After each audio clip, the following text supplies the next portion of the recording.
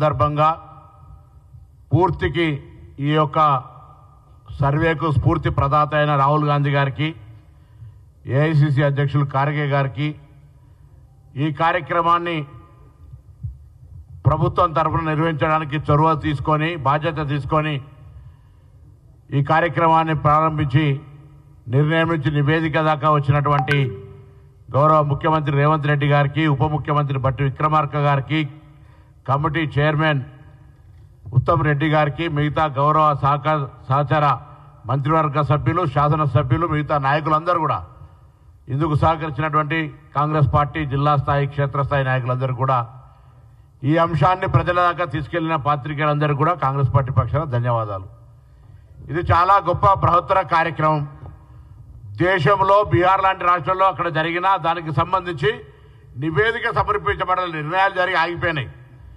ఇలా తెలంగాణ రాష్ట్ర ప్రభుత్వం ఒక సంవత్సరంలో నిర్ణయం తీసుకొని నివేదికను సమర్పించిన సందర్భంగా ఈ ప్రెస్ కాన్ఫరెన్స్ ఎవరో విమర్శ చేస్తున్న టీఆర్ఎస్ పార్టీ నాయకత్వం కోసం చేస్తున్న ప్రెస్ కాన్ఫరెన్స్ కాదు. మా బిడ్డలైనా, మా భాగస్వాములైనా, మా హక్కు కోసం గతం నుంచి పోరాడిన బీసీ సంఘాలు కూడా తప్పుదారిన పడతా ఉన్నాయి.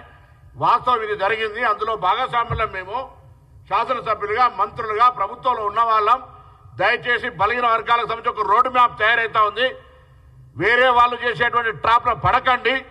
ఏదైనా ఉంటే మేము మీలాంటి బీసీ బిడ్డలమే, ఉద్యమకారులమే, రండి. కానీ అనవసరంగా వాళ్ళ ట్రాప్లో పడి ఇలా రోడ్ మ్యాప్ జరుగుతుంది దేశంలో. ఇది ఒక రోల్ మోడల్.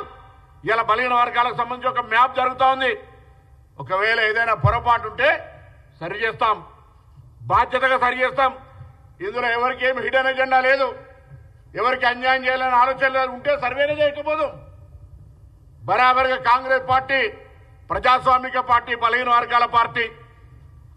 ఈ పార్టీకి సంబంధించి ఒక ఆలోచన ఇవాళ దేశంలో ఉన్న IIIT, IITల రిజర్వేషన్లతో సహా మండల్ కమిషన్ అమలు చేయడానికి సంబంధించి అనేక రకాలుగా చారిత్రాత్మక నిర్ణయాలు బలహీన వర్గాల కొరకు తీసుకున్నది కాంగ్రెస్ పార్టీ. ఇవాళ నేను బీసీ సంఘాల నాయకులను, మేధావులందరినీ అడుగుతా ఉన్నా, దయచేసి ఏం పొరపాటు జరిగింది ఇందులో?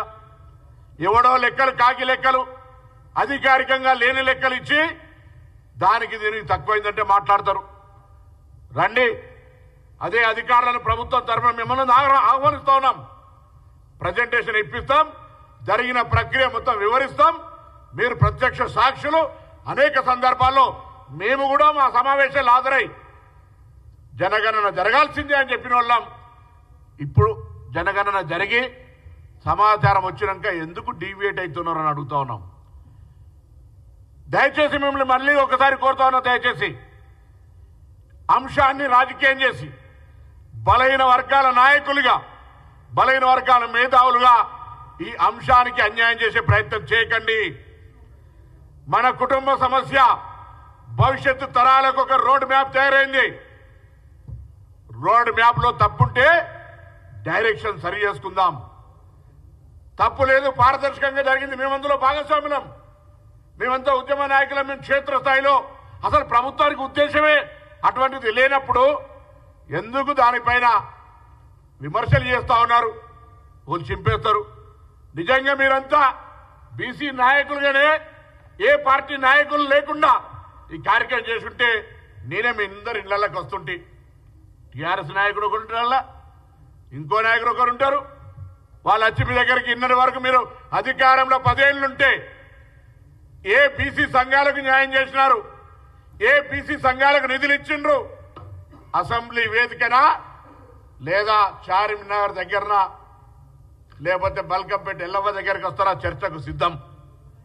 కానీ ఏం లేకుండానే వట్టిగానే మసిగూసి మారడికాయ చేసి నేను మనం ఒకసారి అడుగుతున్నా, స్వాతంత్రం వచ్చిన నుంచి ఇప్పటి వరకు బీసీల కులగణనకు సంబంధించిన సర్వే జరగలే. ఇప్పుడు జరిగినటువంటి అంటే మనం ఒక రోడ్ మ్యాప్, ఒక ఫార్మేషన్ చేసుకున్నాం. రోడ్ ఫార్మేషన్ తర్వాత ఇఫ్ రిక్వైర్డ్, రిక్వైర్డ్ దాన్ని డబల్ లైన్ చేసుకుంటాం, 4 లైన్ చేసుకుంటాం, 8 లైన్ చేసుకుంటాం, నేషనల్ హైవేలకి చేస్తాం. ఇవాళ ఈ యొక్క ఫార్మేషన్ దేశానికి మార్గదర్శకత్వం కాకపోతుంటే కొంత కుట్రపూరితమైనటువంటి అంశాలు కలిగిన రాజకీయ పార్టీలు మిమ్మల్ని వాడుకోవాలని చూస్తుంటే ఇది బలహీన వర్గాలకు దెబ్బ తాకుతుందనేటువంటి విచక్షణ కోల్పోయి మీరు ఈ కాయిదాలను చెప్పేస్తూనే రాష్ట్ర కాంగ్రెస్ అధ్యక్షుడు బలహీన వర్గాల బిడ్డ, రాష్ట్ర మంత్రులు బలహీన వర్గాల బిడ్డలం, ఇద్దరు ప్రభుత్వ వైపులు బలహీన వర్గాలు. ఇలా ఈ ప్రక్రియ 1,00,000 మంది ఉద్యోగులు పాల్గొన్నారు. వాళ్ళు అందరూ కూడా ఉన్నారు కదా. ఇలా బలహీన వర్గాలకు సంబంధించి సమాచారం రమ్మంటాడు. ఎక్కడైనా మీరు అసలు ఈ సమాచారంలో ఇవ్వనోడు పాల్గొనోడు ఏం నైతికత ఉంది అని అడుగుతా ఉన్నాను. ఇలా బలహీన వర్గాల సమాచారం సేకరణ జరుగుతుందంటే తప్పుడు ప్రచారం చేసి మీడియా కాన్ఫరెన్స్లు చేసి ఇదేమైనా ఆస్తి ఎత్తుకపోతున్నట్టు వాస్తవంగా క్వశ్చనర్లో బ్యాంక్ అకౌంట్ ఉందా లేదా అని అడిగితే బ్యాంక్ అకౌంట్ ఎట్లు ఇస్తాం, ఫోన్ నెంబర్ ఎట్లు ఇస్తాం, ఆధార్ కార్డు ఎట్లు ఇస్తాం, రేపు సైబర్ క్రైమ్ కాదా అసలు అడగనేలే. ఇట్లా దుష్ప్రచారం చేసి వారం 10 రోజులు మేము పక్కడబందీగా ఎక్కడికక్కడ క్షేత్రస్థాయి వ్యవహారం చేయకపోయి ఉంటే ఈ ప్రాసెస్ అంతా అట్టర్ ఫ్లాప్ చేసే ఫస్ట్ స్టేజ్ కుట్ర జరిగింది. దాని తర్వాత ప్రక్రియ జరిగినాక ఎన్నడైనా ఈ పార్టీలు ఈ సంఘాలు నేను అనేక సందర్భాల్లో మేమందరం అయ్యా ఆనాడు అఖిల పక్షాలు పెట్టి అన్ని జాయింట్ యాక్షన్లు పెట్టి కులగణన ఎప్పుడు చేస్తారని ప్రభుత్వాన్ని నిలదీసి ధర్నాలు చేసిన వాళ్ళు కుల సంఘాలుగా బీసీ సంఘాలుగా బీసీ మేధావులుగా ఈ ప్రక్రియలో భాగస్వాములు కండి చైతన్యం చేయమని 100 సార్లు చెప్పినాం. ఆనాడు ఏదైనా జరుగుతుంది, ప్రక్రియ తప్పుపోతుంది, ఏదైనా చెప్పాల్సి ఉంటే కదా, ఏం మాట్లాడరు. అందుకే ఇలా మళ్ళొక్కసారి చెప్తా ఉన్నాం, మా ప్రెస్ కాన్ఫరెన్స్ మా యొక్క వివరణ గంగుల కమలాకర్కో ఇంకొకరికో కాదు. నిన్న టీఆర్ఎస్ పార్టీలా మాజీ మంత్రిగా గంగుల కమలాకర్కు ఛాన్స్ ఇస్తుంటే హైజాక్ చేసి కేటీఆర్ మాట్లాడితే నీ పార్టీలని హక్కు కాపాడుకోలేవు, నీ పార్టీలో ఉన్న బీసీ నాయకుడు ఈటల రాజేందర్ ఎందుకు బయటకు పంపారు? నీ పార్టీలోని ఇలా 3 అధ్యక్షులు, పార్టీ అధ్యక్షుడు, కార్యనిర్వాహక అధ్యక్షుడు, శాసనసభ పక్ష నాయకుడు ఎవరికైనా బీసీలు ఉన్నారా? ఇలా మా ముఖ్యమంత్రి వేరే అయితే మా పీసీసీ అధ్యక్షుడు వేరు. ఇది ప్రజాస్వామ్యం, Congress party balance, social balance. ధైర్యం ఉందా అని అడుగుతున్నా 10 ఏళ్లలో. అరే మీరు ask survey where is sanctity? ఎక్కడ ప్రవేశపెట్టిరు? అసెంబ్లీలా, క్యాబినెట్లనా, పబ్లిక్ డొమైన్లు ఎక్కడ పెట్టిరు? దాన్ని దేని కొరకు వాడిరు? ఈ సదరు మంత్రి పనిచేసినటువంటి వ్యవస్థలు ఉన్న వాళ్ళు ఆయన అడుగు ప్లానింగ్ డిపార్ట్మెంట్ తోటి నాకైతే 10 ఏళ్ళు మంత్రి చేసినవాడు 5 ఏళ్ళు చేసిన అటువంటి వాళ్ళు ప్లానింగ్ డిపార్ట్మెంట్ తోటి చేసిన వాళ్ళు అడిగితే ఏం చేయమంటారా? బీసీ కమిషన్ తోట బీసీ కమిషన్ విజ్ఞప్తి మేరకు అయితే BC minister highest level meeting అయి బీసీ కమిషన్ దగ్గర ఇన్ఫ్రాస్ట్రక్చర్ ఉండదు. చీఫ్ సెక్రటరీ నుంచి క్షేత్రస్థాయి గ్రామ కార్యదర్శి దాకా ఇన్వాల్వ్ అయితే తప్ప సరైన సమాచారం రాదని చీఫ్ సెక్రటరీ ద్వారా ప్రభుత్వాన్ని ప్లానింగ్ డిపార్ట్మెంట్ అనే ఏజెన్సీని జీవో నెంబర్ 18 10వ తారీఖు 10వ నెల ఇచ్చి మేము పెట్టుకుంటే 1,00,000 మందిని వాడుకొని 160 కోట్లు ఖర్చు పెట్టి ప్రతి ఎమ్యూనరేటర్కు పారితోషికం ఇచ్చి ప్రభుత్వ ఉద్యోగిని పెట్టి ప్రతి 10 మంది ఎమ్యూనరేటర్స్కి ఒక పరిశీలకుని అంత డిసెంట్రలైజ్ చేసి ప్రోగ్రామ్ సమాచారం సేకరణ చేస్తే ఇలా దాన్ని అవహేళన చేస్తారా? ఇది మంచిది కాదు. రాజకీయ పార్టీలో ఒకవేళ రాజకీయ పబ్బం గడుపుకోవడం చేస్తే భవిష్యత్తులో బీసీల గురించి మాట్లాడే హక్కు లేదు.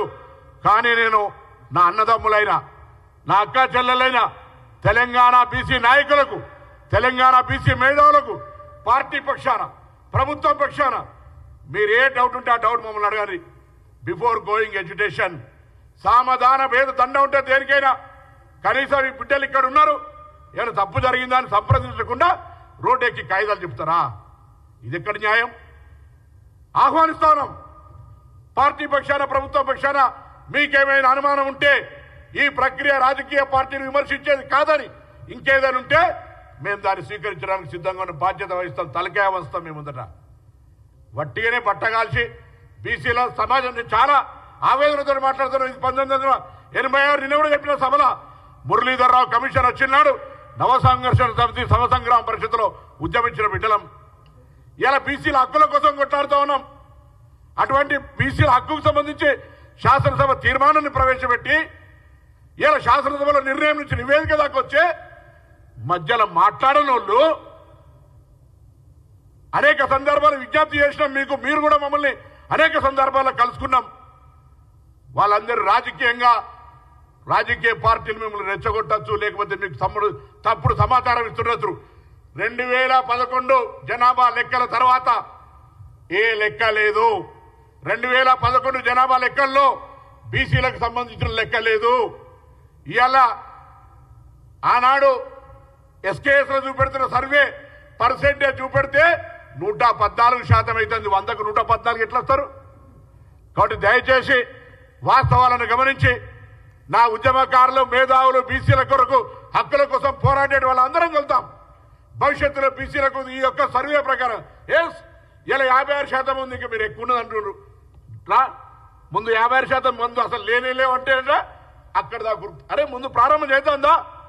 ఈ ప్రక్రియ ఈ యొక్క సర్వే ప్రకారంగా వచ్చినటువంటి సమాచారం కొరకు ఒక పబ్లిక్ డొమైన్ ద్వారా పబ్లిక్ ఒపీనియన్ క్రియేట్ చేసుకొని వాళ్ళకి ఏమేమి స్కీమ్స్ పెట్టాలో గవర్నమెంట్కి ఒక దిశ ఇవ్వండి, ఒక మార్గదర్శకత ఇవ్వండి.